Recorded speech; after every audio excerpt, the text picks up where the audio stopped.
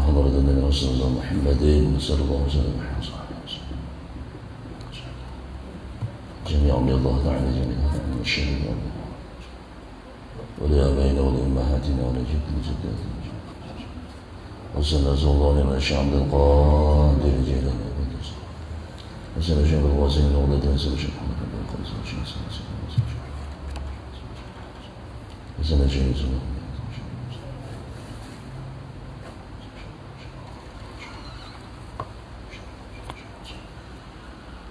سلام الله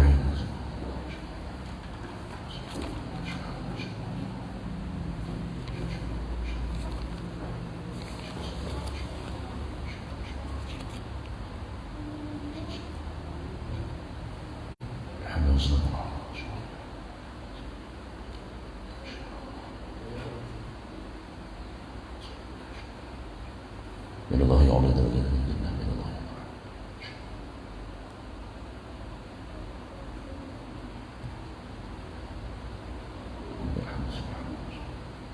من الله يعلى درجات من الله يبعده وعظم بحمد وبأنبسه الله بسر النبي وعظيمة النبي سر الفاتحة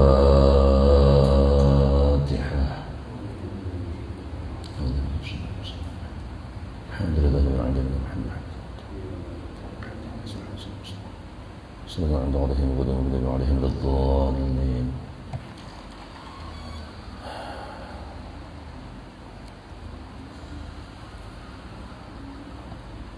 بسم الله الرحمن الرحيم الحمد لله الذي دل على وجوب وجوده جميع الكائنات وأقر على وحدانيته وانفراده كل المخلوقات والصلاة والسلام على حبيبنا وشفيعنا ومولانا محمد وعلى آله وأصحابه ومن تبعه إلى سبيل الرشاد قال رب اشرح لي صدري ويسر لي أمري واحلل عقدة من لساني يفقهوا قولي سبحانك لا علم لنا إلا ما علمتنا إنك أنت العليم الحكيم لا حول ولا قوة إلا بالله العلي العظيم.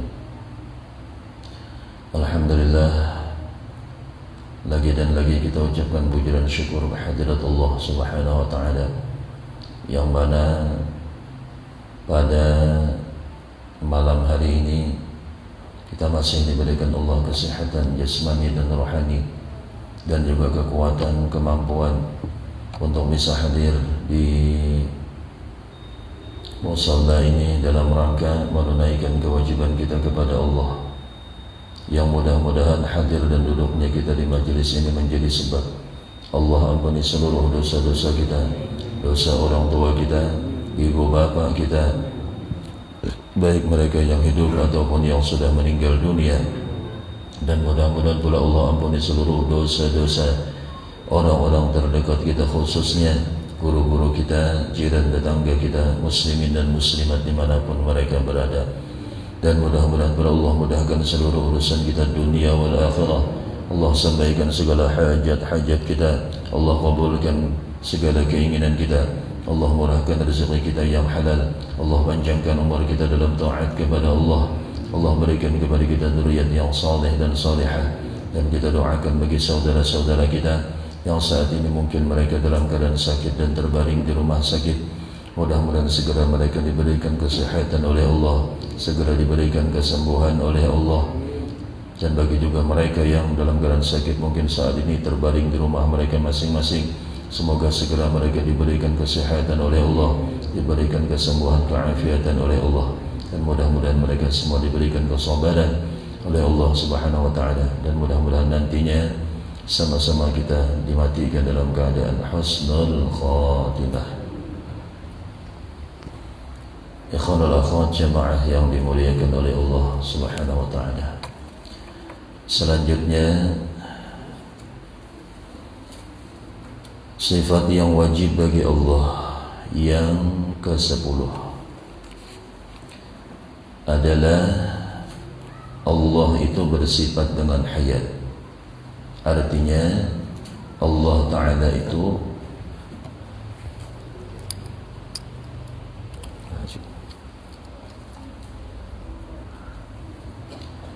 Allah Ta'ala hidup, dan mustahil Allah Ta'ala itu mati.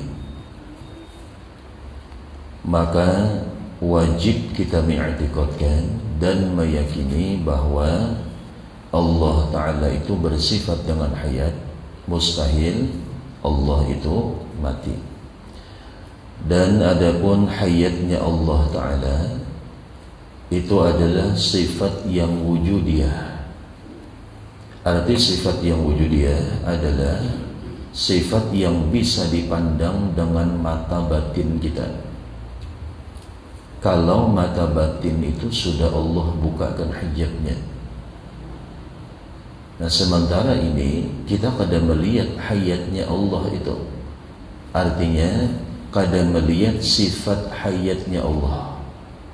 Sebab hati kita yang terhijab, bukan teori kita. Kalau akal kita ini bagus saja, ngerti aja Allah bersifat hayat, faham aja. Bahkan banyak sudah kita mungkin mengaji atau mendengar tentang masalah yang jauh lebih tinggi daripada itu. Ada yang mungkin sudah belajar di dalam kitab hikam, ada mungkin sudah mendengar Ihya Ulumuddin. Ini bukan perkara otaknya yang gak ada bagus, bukan perkara akalnya yang salah, bukan perkara fikirnya, keilmuannya, tapi hatinya ini yang belum pas. Nah, yang rusak itu adalah hati kita. Yang kada baik ini hati kita, bukan hati orang, hati kita. Sehingga kita terhijab daripada melihat sifatnya Allah. Padahal yang berlaku di alam semesta ini kada ada hak milik kita. Semua, apa aja, gerak kita, diam kita, semuanya milik Allah. Tapi yang kita lihat ternyata ya hampir 99% ya kita. Nah, apa sebabnya? Apakah sebab akal kita yang salah? Lain. Apakah kajian kita yang kurang pas? Bukan. Yang kada pas itu, yang belum pas itu adalah hati kita yang masih terhijab daripada melihat dengan sifatnya Allah Subhanahu wa Ta'ala. Sehingga timbullah keakuan, kesombongan di dalam diri kita. Kayak terjadi kepada iblis laknatullah. Nah, iblis ini kada mau sujud kepada Adam sebab ada hiri di dalam hatinya, bukan sombong. Sombong itu yang baru setelah ada hiri. Ada hiri, dengki dengan Adam, kada terima dengan Adam, sehingga dengan kada terima tadi ada hiri dan dengki kepada Adam, lalu timbullah kada mau sujud kepada Adam. Jadilah kesombongannya iblis. Nah, apa sebabnya? Ya merasa hayat ini milik kita, perasaan hidup ini milik kita. Nah, karena memandang ini milik kita, lalu ketika ada sukses, itu dari kita, keberhasilan dari kita, karena memandang semuanya itu dari kita. Nah, yang kada bagus itu sebujurnya cara pandangnya ini, wadah pandangnya itu yang kurang bagus. Nah, hati kita inilah yang rusak, sehingga timbul hiri, melihat orang sukses kita kada nyaman, melihat orang gagal kita gembira umpamanya. Ini adalah sesuatu yang sangat rusak di dalam hati kita. Nah, sebab kerusakan batin ini yang menyebabkan terhijabnya, terdindingnya kita daripada melihat kepada sifatnya Allah. Kada bisa kita melihat sifat Allah, sifat hayatnya, kayak kudratnya, iradatnya, ilmunya. Hayat yang kita bahas nih, kita kadang melihat kudrat yang kita lihat, kudrat kita, iradat kita, ilmu kita. Ya jadi sombong akhirnya, merasa inilah paling alim, merasa inilah paling pintar, merasa inilah paling hebat. Lalu di sini ada kebanggaan sebab daripada kerusakan batin kita. Sehingga jangankan kudrat dan iradat Allah yang kita lihat, hayat ini aja kita pandang bahwa itu milik kita. Nah, terdindingnya itu, terhijabnya ini yang menyebabkan kita terus-menerus tidak akan sampai ke hadirat Allah. Kayak apa kita bisa hadir ke hadirat Allah? Kayak apa bisa kenal Allah sedangkan qalbu kita terhijab dengan Allah?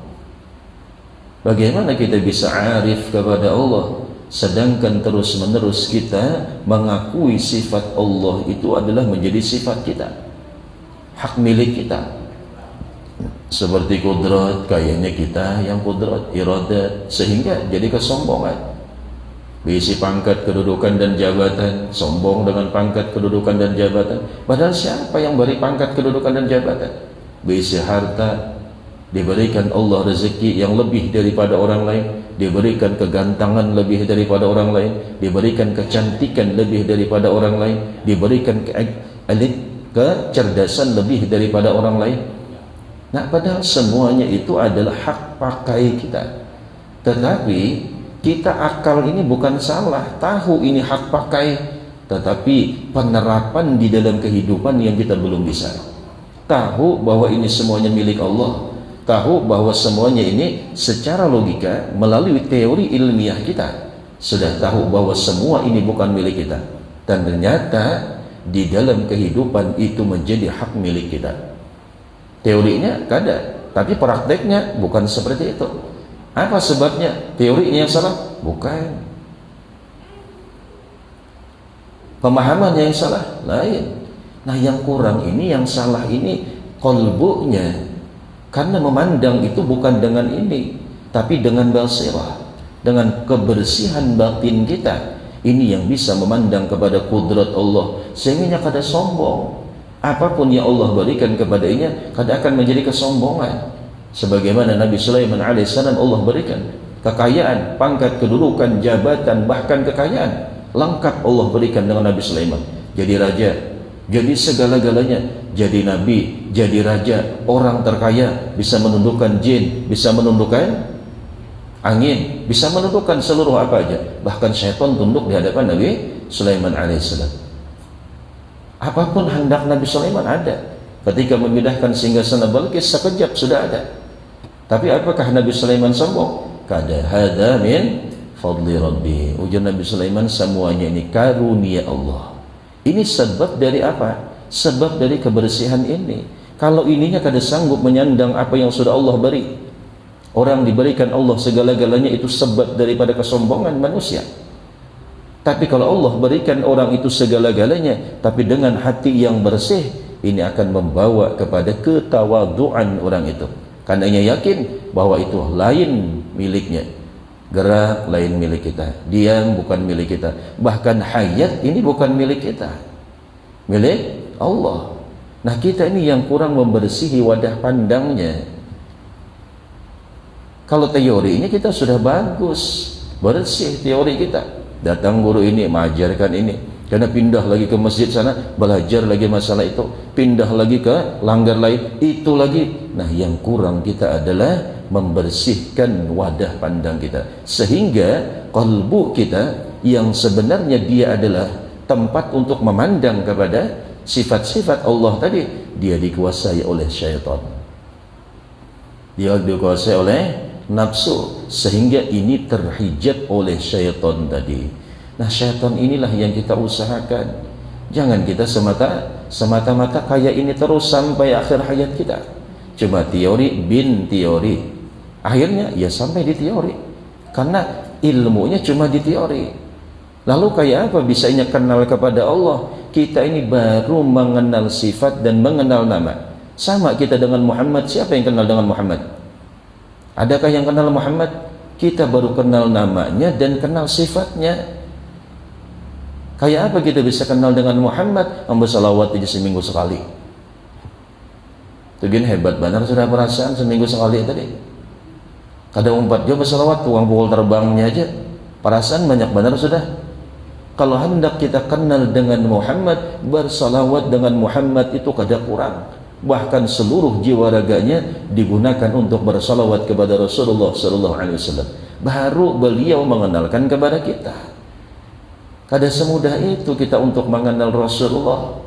Kita cuma mengenal namanya, ini dari Al-Quran, daripada sahabat, terus dibawa sampai saat ini. Dikenalkanlah nama Nabi dan dikenalkan kita dengan sifat kemuliaan Nabi.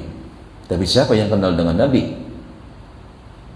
Karena kita kurang bersalawat dengan Rasulullah. Ya bersalawat tadi seminggu sekali perasaan banyak benar. Ulama-ulama sufi itu menjaga hubungannya dengan Rasulullah. Kadang ininya selalu basah dalam keadaan bersalawat kepada Rasulullah. Nah seperti itulah kita dengan Allah. Kalau kita hendak arif kepada Allah, kenal dengan sifat-sifatnya Allah, orang itu membasahkan lisannya dalam keadaan zikrullah. Nah kita seminggu sekali berzikir. Bisakah semua itu memberikan bekas?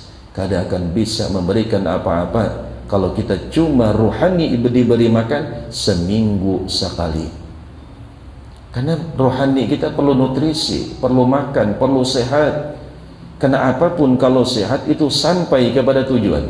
Fisik kita sehat, sampai kita ke Baitullah. Fisik kita sehat, bisa kembali lagi ke kampung kita. Fisik sehat tulaknya, buliknya sana garing, mati di Makkah, mati di Madinah. Karena fisiknya kada kuat. Kayak itu juga rohani, ketika dia sehat, dia bisa menuju kepada Rasulullah. Karena sangat berat kita untuk mengenal Allah. Mengenal Rasulullah itu berat, mengenal Allah itu berat. Ya kalau mengenal sifatnya ya mudah. Semua kita ya bacakan sifat 20, kisahkan tentang sifat 20, kisahkan sifatnya Nabi, kemuliaannya Nabi. Apa sifat Nabi? Cuma 4 aja sifat Nabi. Siddiq, tabligh, amanah, fadhalah. Habis sudah sifat kemuliaan Rasul. Lalu kayak apa ciri-cirinya? Kayak ini. Tapi siapa yang kita bisa arif benar-benar dengan Rasulullah? Siapa yang bisa arif dengan Allah? Dengan Allah. Cuma tahu kita sifatnya 20 yang wajib, 20 mustahil, 1 yang harus. Dan secara garis besarnya Allah mempunyai sifatul kamalat. Dalam Asy'ariyah dan Maturidiyah, pandangan Imam Asy'ariyah dan Maturidiyah, Allah wajib kita i'tiqadkan mempunyai sifatul kamalat, sifat maha sempurnanya Allah. Lalu habis itu ada lagi secara tafsili, 20 yang wajib, 20 mustahil, 1 yang harus. Selesai. Habis di dalam pembahasan masalah ilmu tauhid. Kenalkah sudah kita? Kenal melalui teori. Apakah kita sudah arif ketika itu dengan Allah? Apakah sudah kenal pada hakikatnya kita dengan Allah? Tidak akan bisa kenal. Kita baru mengenal sifatnya dan baru mengenal nama Tuhan itu. Ya ada aja umat Islam kada tahu dengan, ya tadi kada kenal dengan Tuhan. Ya ujung-ujungnya ngarannya terus disembah. Siapa yang disembah? Allah.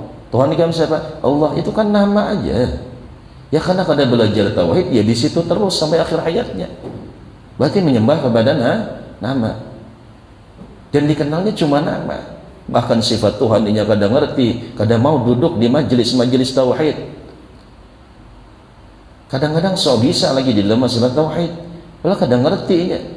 Makanya ujar Nabi Isa alaihi salam, ujar sedih, aku lebih mudah menghidupkan orang mati daripada menyadarkan orang bungul. Ini ujar Nabi Isa. Nah, orang bungul tuh kadang-kadang sok pintar, padahal dia kadang ngerti. Wah, tapi kalau anunya, inya yang paharatnya bahkan bisa bersatu dengan Tuhan. Masra sedangkan dengan Tuhan, sadarkan tuh kada kawat. Karena jahil di dalam perkara tauhid, sangkannya ma'rifat sudah. Sedangkan inya ketika itu jahil, sadarkan kada kawat. Kacak mati benar ya kada bersembahyangan lagi tak kajiannya. Makanya ujar Nabi Isa alaihissalam, aku lebih mudah menghidupkan orang mati ketimbang menyadarkan orang jahil yang kayak itu. Adalah menghidupkan orang mati ini ngalih bujur, berat bujur menghidupkan orang mati. Namun kita ya lain kelas kita. Kan Nabi Isa juga mengeluh masalah yang kayak itu.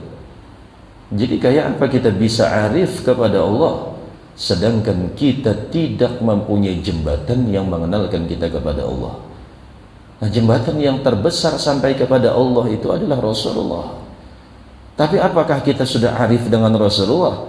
Kenalkah kita dengan Rasulullah? Ya kita kada kenal. Ya saat ini ada yang kayak itu, kita langsung dengan Rasulullah. Sekelas siapa kita ini? Kita ini kan harus banyak bercermin dan banyak berkaca, bercermin, bolak-balik bercermin. Cocok kada kalau aku langsung kepada Rasulullah? Pantaskah kada kalau aku langsung kepada Rasulullah? Adatku cocok kada kalau aku langsung dengan Rasulullah? Sesuai kada? Ini kan kebanyakan langsung kita dengan Rasulullah. Itu orang yang su'ul adat, kada beradatnya dengan Rasulullah. Seolah-olah Rasulullah itu sekelas kayak kita nih, bakal kawanan kayak ini aja. Sangat mudah. Memang Rasulullah itu rahmatan lil alamin, tapi kita beradab dengan Rasulullah. Rasulullah mempunyai khalifah. Nah, khalifahnya itu yang kita muliakan. Memuliakan khalifahnya sama memuliakan Rasulullah. Makanya ujar Rasulullah dalam sebuah hadis, al-ulama warathatul anbiya. Nah, ulama itu pewaris Nabi. Ya, langsung kita ke Nabi. Ya, ada yang di atasnya siapa? Sahabatlah yang langsung dengan Rasulullah. Karena beliau semasa dengan Rasulullah dan hidupnya di bawah bimbingan Rasulullah. Nah, beliaulah yang pantas langsung kepada Rasulullah. Kalau kita langsung dengan Rasulullah, disitulah adat yang kurang bagusnya kita. Makanya Allah jelaskan di dalam Al-Quran, ya ayyuhalladzina amanu taqullaha wabtaghu ilaihil wasilah. Hai orang yang beriman, bertakwalah kalian kepada Allah dan cari jalannya yang menyampaikan kalian kepada Allah. Cari jalan. Siapa jalannya? Rasulullah. Lain kelas kita, lain makom kita. Ya kalau mungkin kayak guru-guru kita yang soleh, yang alim-alim, yang sudah di bawah bimbingan gurunya sampai kepada Rasulullah. Beliau saat ini langsung ke Rasulullah, itu kelas beliau. Nah, kalau kita jangan coba-coba. Kalau kita langsung umpamanya datangi presiden, saat ini kita kada dikenal oleh presiden, untuk urusan dunia aja sangat amat berat, apalagi perkara akhirat. Apalagi kita langsung dengan Allah. Nah, kita di sini diperlukan al-wasilah, memerlukan jembatan penghubung yang menghubungkan kita dengan Rasulullah. Siapa yang menghubungkan kita dengan Rasulullah? Ada sahabat. Nah, sahabat ini habis sudah, tapi sahabat mempunyai murid namanya tabi'in. Tabi'in ini berhubungan sahabat sampai ke Rasulullah. Ini ngarannya al-wasilah. Oh, kada perlu kita langsung, silahkan. Bahasa Arabnya monggo. Arab nengdi itu. Ini kan kadang-kadang kita kadang ngerti adab yang kada bagusnya kita dengan Rasulullah itu. Nah, kita dengan Allah, bang, ada adab yang kada bagus, langsung, kada perlu siapa-siapa. Hebatkah sudah kita? Apakah kita sekelas Rasulullah sudah yang langsung hubungan dengan Allah? Kada bisa. Makanya disuruh kita supaya mencari jembatan. Kada usah urusan kita perkara akhirat, perkara dunia aja tanpa wasilah kita kada jadi apa-apa. Kada akan bisa apa-apa. Contohnya kita kelanggar ini aja nah, kada ada babatis, kawa kada. Kawa sekalinya kawan menanduk, dibonceng kawan sepeda motor. Siapa wasilahnya? Ya si kawan tadi. Ya orangnya buta, kada melihat umpamanya. Apa wasilahnya? Batisnya yang berjalan, akalnya masih ada. Semua yang ada di alam dunia ini adalah wasilah untuk menyampaikan kepada sesuatu. Kita lapar supaya kita kenyang. Apa wasilahnya? Makan. Coba langsung dengan Allah. Kalau perlu makan lagi, langsung ke Allah aja. Itu wasilah badannya. Ini adalah umpama di dalam perjalanan akhirat. Nah, perjalanan akhirat tanpa wasilah, sama orang hidup ini kada perlu makan dan minum. Nanti kada usah makan lagi. Bila lapar kada perlu makan, berdoa aja, minta dengan Allah. Ya minta dengan Allah tuh wasilahnya doa tadi. Kalau inya kenyang, ya wasilahnya doa. Kita ini kan kurang al-wasilah ngarannya. Makanya Rasulullah mengatakan di dalam sebuah hadis, kun ma'allah fa in lam takun ma'allah fakun ma'aman ma'allah fa innahu yusiluka ilallah. Jadilah kalian bersama Allah.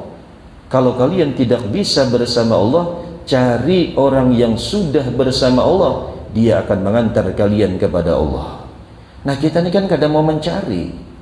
Dulu Nabi Musa alaihissalam berkeliling mencari Nabi Khidir alaihissalam, karena perintah Allah, ada hambaku yang alim, kata Allah, yang ilmunya langsung dari aku.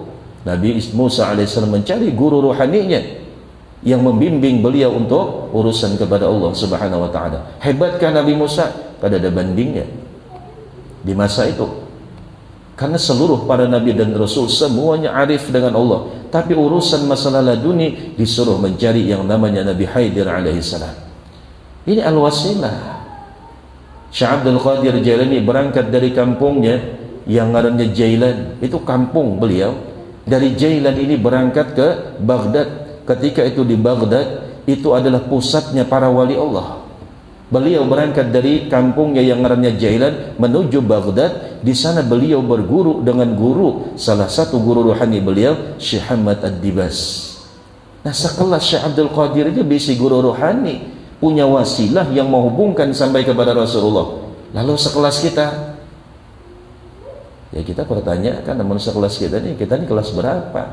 Tidak ada kelasnya. Amun seorang itu sudah profesor, masih berguru, ya semua berguru. Apalagi masalah rohani. Kalau jasmani ini perlu guru, rohani jauh memerlukan daripada itu. Kalau kita mengerti A, B, C sampai Z perlu guru, 1, 2 sampai 10 perlu guru, sampai 100 kali-kalian bagi-bagian perlu guru. Kalau rohani jauh lebih daripada itu. Karena perjalanan akhirat itu bukan perjalanan sembarangan. Perjalanan rohani itu bukan perjalanan kelas kecil. Itu perjalanan kelas yang luar biasa, yang ditempuh perjalanan dengan waktu dan dalam keadaan dimensi yang di luar dimensi logika manusia. Nah, kalau ini ditempuh dengan dimensi yang luar daripada logika kita, ini diperlukan seorang guru yang sudah sampai ke sana, seorang guru rohani yang membuka hijab kita sehingga kita melihatlah sifat hayatnya Allah. Nah, saat ini kita kada bisa melihat, tidak bisa melihat sifat-sifat Allah. Yang kita melihat cuma sifat-sifat kemuliaan kita. Diberikan pangkat, kedudukan, jabatan, bangga. Kenapa? Yang dilihatnya pangkat, kedudukan, jabatan, dia bilang dirinya. Diberikan kecantikan, kegantengan, kekayaan, dipandangnya itu hasil daripada perjuangannya. Cantik hasil daripada polesannya, ganteng hasil daripada kebisaannya memolesnya. Padahal semuanya daripada Allah. Ini sebab daripada hati kita.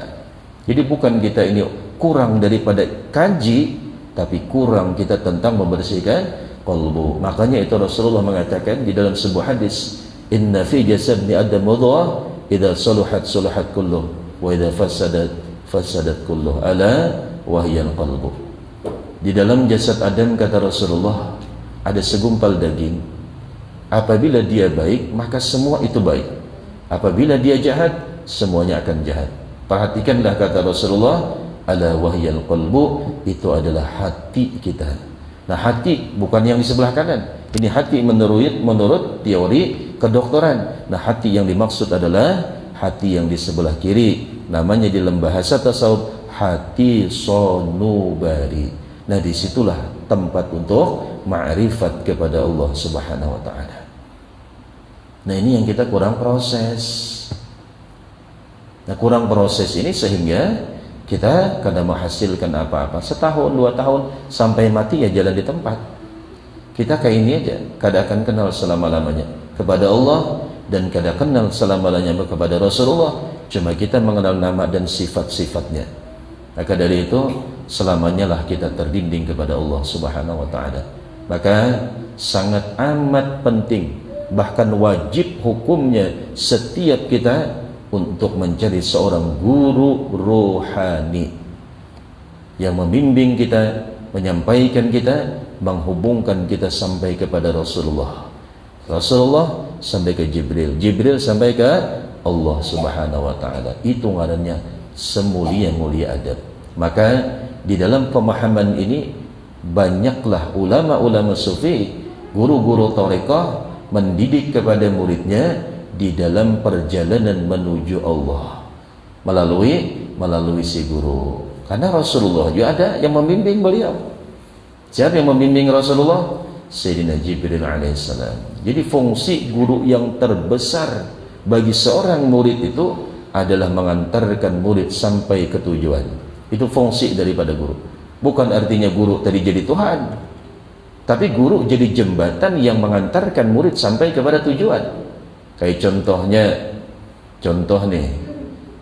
kayak kita, orang jadi bisa jadi S1, S2, S3 umpamanya, atau mungkin ya SS tadilah, banyak S-nya. Itu siapa yang mengantarkan ke sana? Guru. Orang ini kadang mungkin S1, S2, S3 tadi, kalau ada guru TK-nya mulainya, guru TK, guru SD, guru SMP, Ya guru itu tugasnya cuma mengantar aja. Ini ada yang mengatakan, oh Bapak kita perlu dengan guru. Memangnya kita butuhan dengan guru? Kadang ngerti ya itu. Makanya menyadarkan orang bongol itu alih mana. Ini sebagai wasilah. Dunia aja perlu wasilah. Orang hendak SMP pastinya ada tanda tangan guru tamat SD.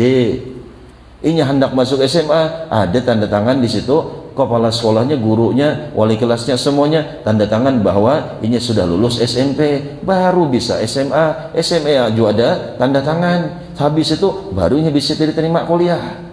Kalau ini SD aja kada tamat, SMA kada, SMP kada tamat, SMA kada tamat, langsung kuliah, guru yang menerima tuh kada waras.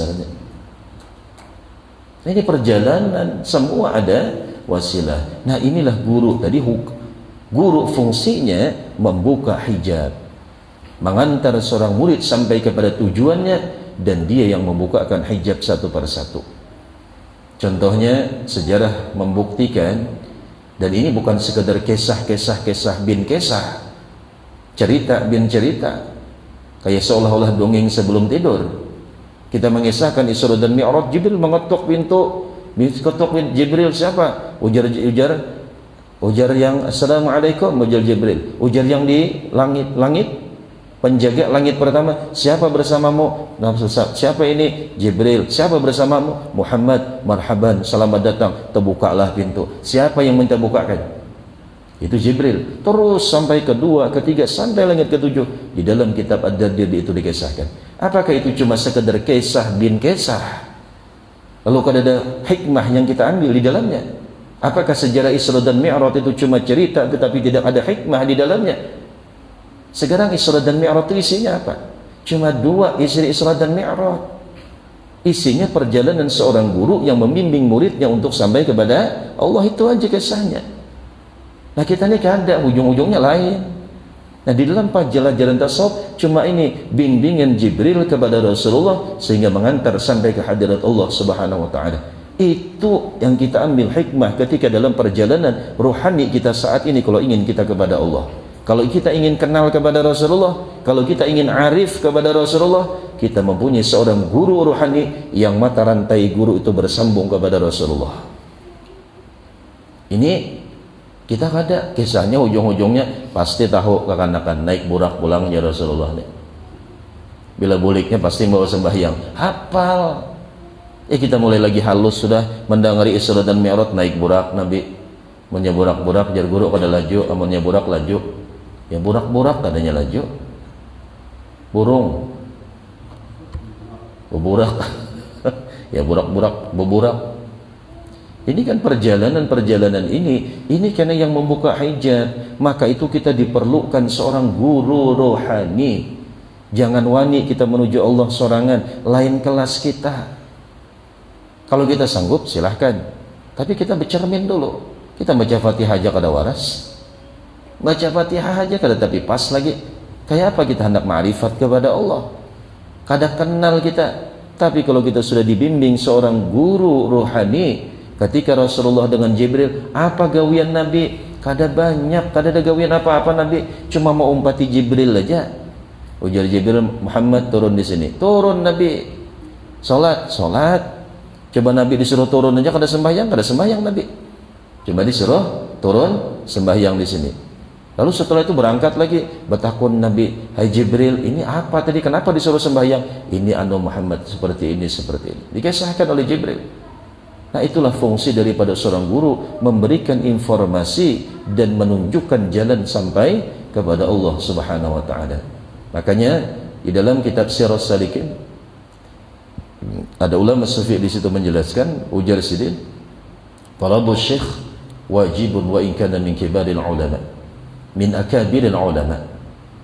Mencari seorang guru ruhani, ujar sidin, hukumnya adalah wajib sekalipun dia pembesarnya para ulama. Coba, sekalipun pembesarnya para ulama. Ya pembesar ulama itu kadang gampang. Amun kita di Samarinda ini ada yang paling alim di sini, lain pembesarnya para ulama. Kecuali mungkin se-Indonesiaan jadi paling alim, berarti pembesarnya di negeri itu. Sekalipun ya pembesarnya para ulama sekelas Imam Al-Ghazali rahimahullah ta'ala, yang keilmuannya itu kada ada tanding kita, luar biasa, tapi ketika urusan menuju Allah, beliau kada bisa memakai kecerdasannya, kada kawat memakai akalnya, tetap di bawah bimbingan seorang guru rohani. Imam Al-Ghazali itu kurang apa ilmunya? Bahkan kita ahli sunnah wal jamaah meyakini beliau itulah qutbul ulum, alimnya luar biasa. Bahkan pujian ulama-ulama sufi memuji kehebatan Ihya Ulumuddin. Seandainya Al-Quran itu tidak ada, cukuplah Ihya Ulumuddin menjadi Al-Quran. Seandainya, saking luar biasanya karangan Imam Ghazali itu dipuji. Tapi untuk urusan kepada Allah, beliau mencari guru rohani yang membimbing rohani beliau untuk sampai ke hadirat Allah. Nah kita kada, berarti harap pada Imam Ghazali kada. Guru Sombol bang, adakah guru rohani sedih? Ada. Siapa guru rohani sedih? Kiai Syaroni Abdan Bangil. Kiai Abdan Bangil, adakah guru sedih? Ada. Sampai Syekh Muhammad Arsad, adakah guru sedih? Ada. Semua wali Allah itu mempunyai guru rohani, karena sangat berat menuju Allah. Jadi orang yang kadang ngerti aja sangatnya mudah menuju Allah itu. Soalnya alamatnya kada ada. Lain orang Wahabi Salafi, alamat Tuhan di aras. Itu alamat palsu ujar Yu Ting Ting. Tuhan bisa alamat. Allah kada perlu aras, tapi aras yang perlu Allah. Itu sesat, itu pemahaman itu. Hati-hati pian mau pati YouTube atau ada buku karangan si ini. Hati-hati bila memadahkan Tuhan di mana, di aras. Itu adalah faham yang sesat dan i'tiqad yang sesat. Dan ini adalah ngarannya i'tiqad mujassimah, atau ngarannya i'tiqad musyabbihah. Ini sudah membentukkan Tuhan, merupakan Tuhan, bahkan menjadikan Tuhan itu mempunyai alamat. Ada alamatnya. Kalau kita bisa alamat juga. Alamat kita di Samarinda. Di Samarinda di sini. Mungkin alamat Tuhan di aras. Di aras itu kada tahu di mana tempatnya. Ada ngarannya di aras. Kada tahu di daerah manakah di aras, cuma di aras. Nah inilah yang berbahayanya. Maka dari itu kita tidak akan bisa mengenal sifat hayatnya Allah, dan kita akan bisa kita memandang sifat hayat, padahal ini sifat hayat Allah semua. Coba kalau kada ada hayatnya Allah, hidupkah kita? Kada. Kita ini hidup dengan sifat hayatnya Allah, dihidupkan oleh Allah. Tapi karena coba kita rasa, kita kan merasa hidup. Itu perasaan kita tuh. Karena hati kita yang rusak, sehingga ada kesombongan, merasa harat, merasa hebat, merasa ini, merasa itu. Karena satu yang merasa hayat tadi, merasa hidup. Lalu ada kudrat, ada iradat, ada kemampuan, ada ini, ada kecerdasan intelektual kita ada, lalu bisa mengelola ini sehingga menjadi satu keberhasilan. Lalu timbullah kesombongan sebab daripada kerusakan hati kita. Nah yang kita bujurkan ini adalah hati kita. Lalu meluruskan hati ini kayak apa? Ya kadang mudah karena sudah terlanjur rusak. Ini perlu proses yang panjang. Nah disinilah diperlukan satu metode. Di dalam metodenya Syekh Abdul Qadir Jailani adalah banyak-banyak qalbu itu berzikir kepada Allah, banyak-banyak dibawa mengingat Allah Subhanahu wa ta'ala. Karena di dalamnya banyak syaitan. Karena sudah Allah jelaskan syaitan itu memang tujuannya mewaswasi dalam diri manusia, mendinding kita dari Allah, digodanya kita supaya selalu melupakan Allah. Alladzi yuwaswisu fi sudurin nas. Tahu aja kita, cuma kita kadang mau membuangnya. Kalau ini dibiarkan, berarti kita bangga dengan syaitan itu dalam diri kita. Lalu kayak apa kita menjauhkan syaitan di dalam diri kita? Kadang ngalih kalimatnya mudah dan diucapkan siapa aja bisa. Kekanakan bisa, orang tua bisa, orang gila pun bisa mengucapkan itu. Bahkan jangankan orang kita Islam, orang Kristen aja bisa, orang kafir aja bisa. Kalimat la ilaha illallah di lisan ini mudah, kadang ngalih bacaannya. Nah ini ujar Rasulullah, adnu syayatinakum biqauli la ilaha illallah. Usir syaitan yang di dalam diri kalian, kata Rasulullah. Pernah sahabat bertanya, ya Rasulullah, aulaka syaitan, apakah engkau ada syaitan juga ya Rasulullah? Ujar Rasulullah, bala, inggih ada, ujar syaitan. Ujar Rasulullah, tetapi Allah memelihara aku daripada tipu dayanya. Berarti dipelihara selamat dengan Allah. Nah, kayak apa Allah hendak memelihara kita kalau kita jauh dari Allah? Jauh itu apa? Hakikat jauh dalam pandangan tasawuf, lupa, itu hakikatnya jauh. Hakikat dekat itu adalah ingat. Karena kalau orang ingat itu hanya bersama. Makanya Allah jelaskan di dalam hadis qudsi, ana ma'a abdi idza dzakarani. Aku, kata Allah, bersama hambaku apabila dia menyebut aku. Apabila dia berzikir kepadaku, kata Rasulullah, ujar Allah di dalam hadis qudsi, aku ana ma'a abdi, aku bersama hambaku. Kalau ini bersama berartinya kada berpisah. Aku bersama hambaku idza dzakarani, apabila dia berzikir kepadaku. Jadi selama kita itu berzikir kepada Allah, selama itu kita bersama Allah. Nah, kalau kita bisa 24 jam berzikir kepada Allah, selama 24 jam kita bersama Allah. Nah, kalau orang sudah bersama Allah, yang mengenalkan Allah itu kepadanya adalah Allah. Jadi jangan harap kita bisa mengenal Allah kalau Allah kadang mengenalkan kepada kita. Cuma kita sampai kepada mengenal sifat dan mengenal namanya, dan mengenal Tuhan itu sangat berat. Kecuali Allah yang mengenalkan dirinya kepada kita, atau ngarannya bertajallinya Allah di dalam qalbu kita. Jamaah yang dimuliakan oleh Allah Subhanahu wa taala. Jadi sifat hayat ini adalah dari sifat yang wujudiyah. Dia bisa dipandang dengan mata batin kita. Kalau mata batin itu sudah Allah bukakan hijabnya. Nah, membuka hijab ini disinilah diperlukan satu metode, adalah dengan zikrullah. Nah, zikir yang kayak apa? Zikir yang diambil sampai kepada Rasulullah, bukan zikir yang diambil dari ceramah kayak ini. Datang guru ini ijazahkan, amalkan ini, ujar si guru, gurunya juga kada mengamalkan. Ujar guru baca inilah banyak-banyak 100 kali sehari, 1000 kali sehari, gurunya kada baca sekalinya. Sidin menyuruh bandai, kenapa pian kada baca? Aku menyuruh bandai aja Sidin. Nah, untung Sidin ngarannya, bila kita menggawi Sidin dapat pahalanya. Zikir yang ada sanadnya, tadi sudah dijelaskan bahwa mencari yang ada mata rantainya sampai ke Rasulullah. Nah, mata rantai itu ngarannya wasilah. Siapa? Guru ini berijazah dengan siapa? Dengan guru ini. Guru ini dapat ijazah dari guru ini. Guru ini sampai ke guru ini. Guru ini sampai kepada Syekh Abdul Qadir Jailani. Syekh Abdul Qadir sampai ke sini ke Imam Junaid al-Baghdadi. Imam Junaid al-Baghdadi sampai kepada Sayyidina Husain atau Sayyidina Hasan, langsung kepada Sayyidina Ali karramallahu wajhah, sampai kepada Rasulullah, sampai kepada Jibril alaihissalam, sampai kepada Allah Subhanahu wa taala. Itulah kalimat yang dikatakan Rasulullah, afdalu ma qultu ana wan nabiyina min qabli la ilaha illallah. Sepaling afdal kalimat yang sudah kuucapkan, ujar Rasulullah, dan diucapkan oleh nabi-nabi sebelum aku, paling afdal itu adalah la ilaha illallah. Karena itu ngarannya kalimatul tauhid, kalimatul ikhlas. Itu ngarannya adalah kalimat thamanul jannah, kalimat harga surga. Itu penebus surga. Amunnya kada ada la ilaha illallah, kada akan bacakan kita masuk surga. Maka dari itu ya kita berzikir, carilah al-wasilah, cari guru rohani. Setelah kita dapat, pegangi guru rohani itu, membimbing kita untuk menuju Allah Subhanahu wa taala.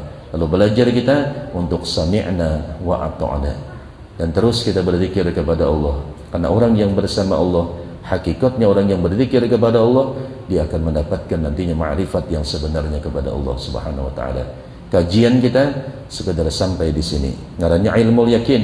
Ketika zikirnya itu sampai ke dalam kalbu kita, ini akan menumbuhkan ainul yakin, haqqul yakin, dan sampai kepada kamalul yakin. Mungkin ini aja. Silahkan kalau ada pertanyaan. Saya ada 2 menit lagi.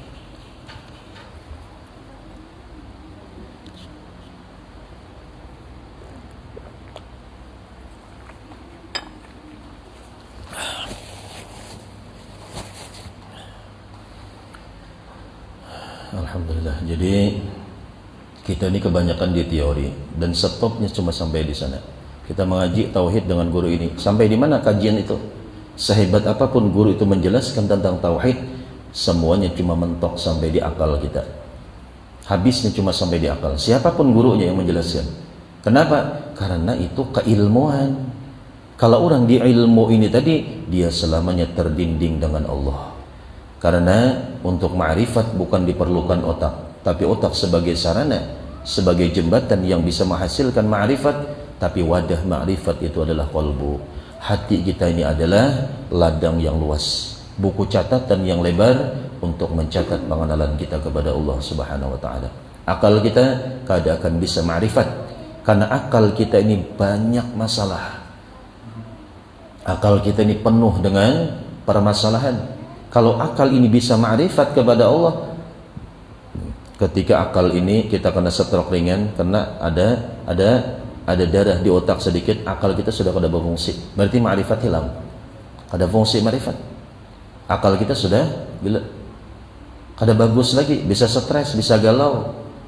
Ini coba kalau ininya bermasalah, ininya kada, qalbunya kada. Apakah orang stroke lalu hatinya stroke juga? Ya, stroke juga hatinya, bisa error juga umpamanya. Kada, yang bisa error itu di sini. Nah, karena ini wadah ma'rifat, Allah jaga wadah ini, kada akan bisa rusak. Apalagi sudah ini dibersihkan dengan zikrullah.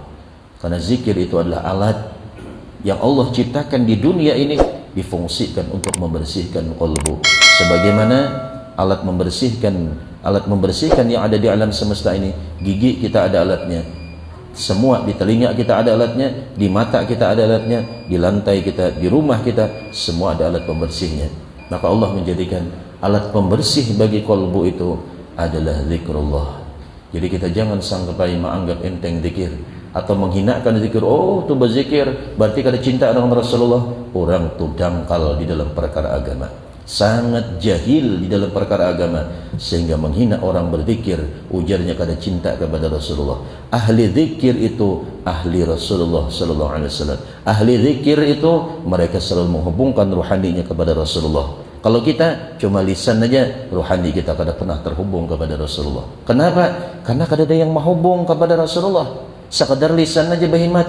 Bisakah lisan ini sampai ke Rasulullah? Tidak akan bisa. Sekadar mendapatkan pahala yang kita dapatkan cuma kebersihan ruhani kada sampai ke sana. Karena kita kada ada bisi guru yang menyampaikan, menghubungkan dan sebagai wasilah untuk sampai kepada Rasulullah sallallahu alaihi wasallam. Jamaah yang dimuliakan oleh Allah Subhanahu wa taala. Mungkin yang dapat saya sampaikan. Wallahu a'lam bishawab. Wallahu muwaffiq ila aqwamit thoriq. Semoga kita dipelihara Allah, qalbu kita, dijaga hati kita sehingga kita bisa ma'rifat kepada Rasulullah dan kita bisa ma'rifat sebenarnya kepada Allah Subhanahu wa taala dengan bimbingan guru kita, dengan berkat Rasulullah sallallahu alaihi wasallam. Ini yang dapat saya sampaikan. Wallahu a'lam bishawab. Wallahu muwaffiq ila aqwamit thoriq. Subhanallah bihamdihi, subhanakallah bihamdika, asyhadu an la ilaha illa anta, astaghfiruka wa atubu ilaik. Assalamualaikum warahmatullahi wabarakatuh.